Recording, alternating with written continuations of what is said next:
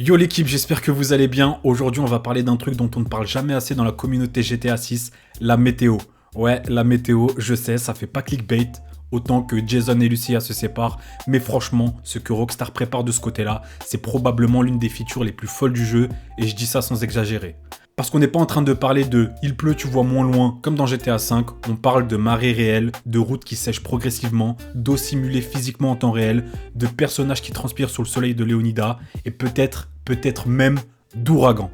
Donc dans cette vidéo, on va tout décortiquer, ce qui est confirmé, ce qui vient des leaks, ce que les brevets de Tech2 révèlent, et je vais aussi vous expliquer ce que chaque phénomène météo veut vraiment dire. C'est parti! D'abord, posons le décor. On sait tous que GTA 6 se passe à Leonida, la Floride fictive. Et la Floride, c'est pas Los Santos. C'est pas une ville californienne sèche avec quelques averses de temps en temps. La Floride, c'est l'état américain le plus exposé aux phénomènes météo. C'est un vrai bordel. Soleil écrasant, orages tropicaux qui arrivent de nulle part, inondations, marées, et oui, des ouragans qui peuvent ravager toute une côte en quelques heures. Du coup, Rockstar avait un choix à faire. Soit ils ignorent ça et font une météo décorative comme dans GTA V, soit ils font un vrai système qui transforme l'expérience de jeu, et d'après tout ce qu'on a, ils ont clairement choisi la deuxième option.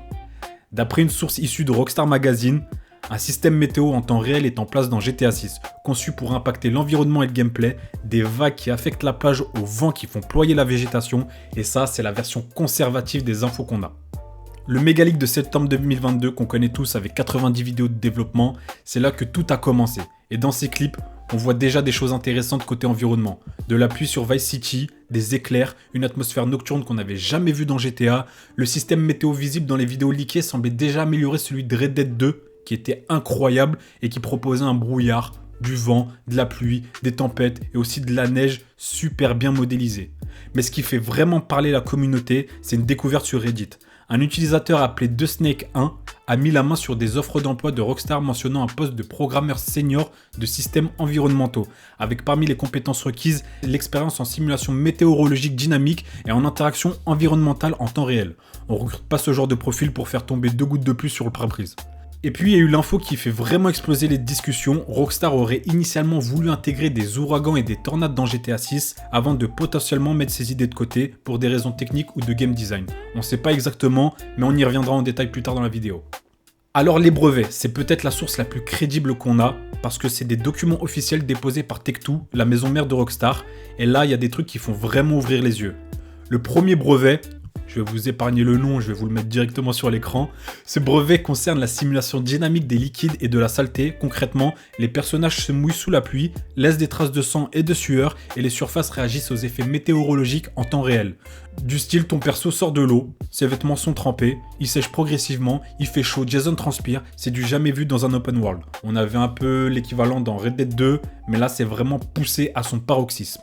Le second brevet concerne la simulation des fluides en 3D.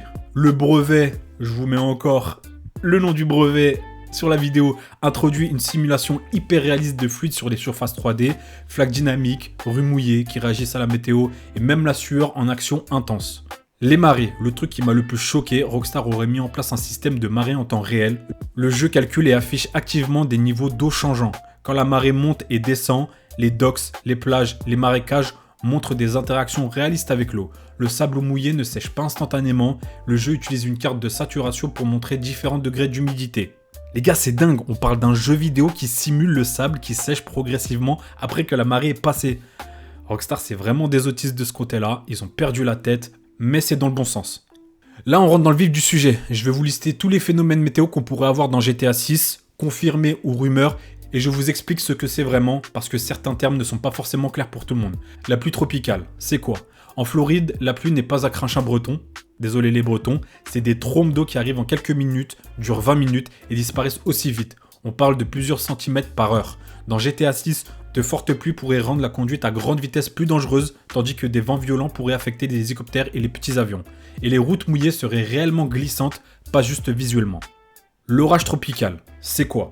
Un orage avec des éclairs, du tonnerre, des vents forts et une pluie intense. En Floride, c'est le quotidien en été. La foudre y tombe plus souvent que partout ailleurs aux USA. Et dans GTA 6, d'après les leaks de 2022, des éclairs au-dessus de Vice City, les nuits seraient plus perturbantes dans GTA 6 avec un rendu lumière réaliste. Le flash flood ou les inondations soudaines, l'eau monte en quelques minutes dans des zones basses, des routes, des sous-sols, des parkings. Ça arrive quand il tombe trop d'eau trop vite et que le sol peut plus absorber.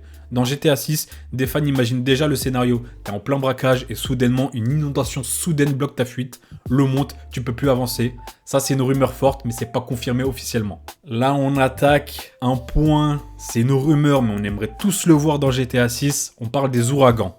L'ouragan, c'est quoi? C'est un cyclone tropical avec des vents dépassant les 120 km/h, des ondes de tempête qui submergent les côtes, des pluies torrentielles sur plusieurs jours. En Floride, la saison des ouragans, c'est de juin à novembre. Exactement la période où se déroule probablement l'histoire de GTA 6. Dans GTA 6, Rockstar aurait initialement voulu des ouragans dans le jeu, mais cette feature aurait été mise de côté. La raison exacte reste inconnue, certains insiders suggèrent qu'il pourrait revenir en DLC ou dans des missions scriptées spécifiques. La tornade ou le water spout. C'est quoi? Une tornade terrestre, c'est une colonne d'air en rotation à 400 km/h qui détruit tout sur son passage. Un water spout, c'est la version marine, une tornade qui se forme au-dessus de l'eau. En Floride, les water spouts sont relativement fréquents. Est-ce qu'on aura ça dans GTA 6? C'est la même histoire que les ouragans. Initialement, c'était prévu, potentiellement coupé.